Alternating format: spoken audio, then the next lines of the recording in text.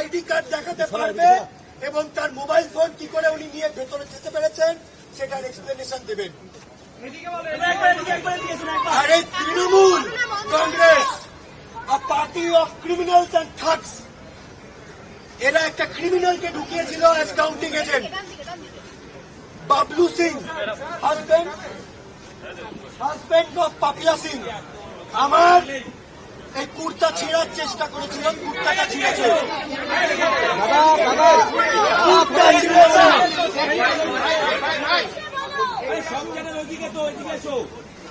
কাকে বললে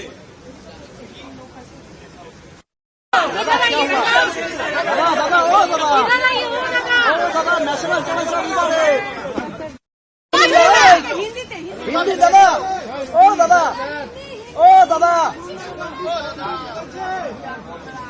ও দাদা হিন্দিতে বলে দিন একটু।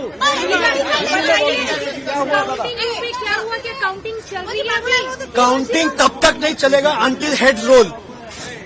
Former Chief Minister Mamata Banerjee, she entered the premises with her mobile phone without her identity card. Election Commission has mandated that the ID card will bear a QR code which will be scanned prior to giving entry into the counting hall. जखन ओनार काछे उनके पास अगर ये ID card था ही नहीं तो ये scan कैसे हुआ और उनको अंदर कैसे जाने दिया गया और उनके पास अंदर फोन कैसे लेने जाने दिया गया। अभी क्या काउंटिंग चल रही है? काउंटिंग तब तक नहीं चलेगा तब जब तक responsibility is fixed as to who allowed this to happen.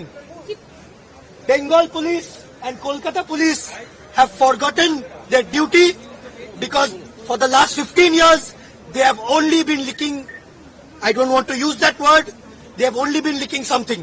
कितने राउंड तक की अभी तक काउंटिंग हो चुकी है? कौन राउंड पर बंद है सर?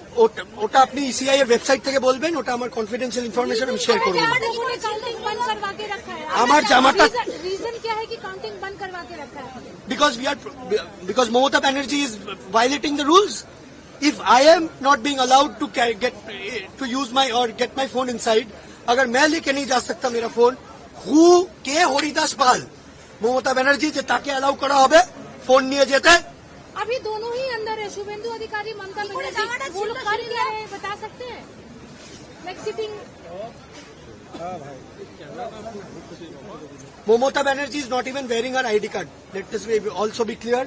তার মানে এইখান থেকে প্রত্যেক জনের, আমারও অ্যাটলিস্ট আমি যতবার বেরিয়েছি বা ঢুকেছি, আমি চিফ ইলেকশন এজেন্ট শুভেন্দু অধিকারীর প্রত্যেকবার আমার আইডি কার্ড চেক করা হয়েছে। সো যদি উনি আইডি কার্ডটা নাই পড়ে থাকেন তো ওনার আইডি কার্ডটা কিভাবে উইদাউট আইডি কার্ড এখানে এন্ট্রেন্স দেওয়া হলো, আর ওনাকে ফ্রিস্কিং কেন করা হলো না, কেন ওনার থেকে ফোনটা ওনার নেওয়া হলো না, উনি ফোন নিয়ে কি করতে গেছেন? উনি কি ট্যাম্পারিং করতে গেছেন?